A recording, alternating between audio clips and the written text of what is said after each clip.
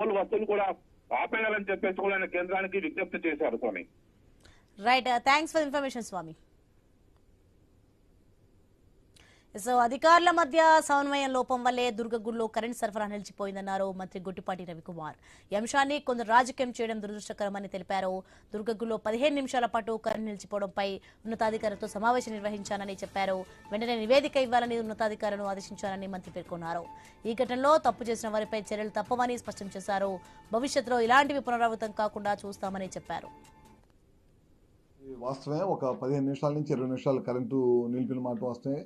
అక్కడ సమన్వయ లోపంతో జరిగిన మాటమే. దాని మీద తక్షణమే ఏం జరిగింది అనేది రిపోర్ట్ తీసుకొని రమ్మని చెప్పి ఆదేశాలు ఇవ్వడం జరిగింది. దాని మీద ఎవరైతే తప్పు చేశారో వాళ్ళకి తప్పకుండా ప్రభుత్వం చర్యలు తీసుకునేది. ఇట్లాంటి చర్యలు ఎప్పుడు కూడా జరగకుండా చూస్తాం. ఎందుకంటే ప్రజల మనోభావాలకు సంబంధించింది కాబట్టి చిన్న చిన్న పొరపాటు జరిగితే కనుక దాన్ని మళ్ళీ సరిచేసి దాన్ని కూడా మా దృష్టికి రాగానే 10 నిమిషాల్లోనే మా దృష్టికి వచ్చింది. మా దృష్టికి రాగానే అధికారులు మందలిచ్చి ఇమీడియట్గా దాన్ని కనెక్షన్ ఇవ్వమని చెప్పాం. ఏదైనా చిన్న చిన్న సమన్వయ లోపం ఉన్నా సరే దాన్ని ఇమీడియట్గా ప్రాబ్లమ్స్ ఏమైనా ఉంటే సాల్వ్ చేస్తాం. ఇప్పుడు అపోజిషన్ వాళ్ళు రాజకీయ విమర్శలు చేయడానికి సిద్ధంగా ఉంటారు.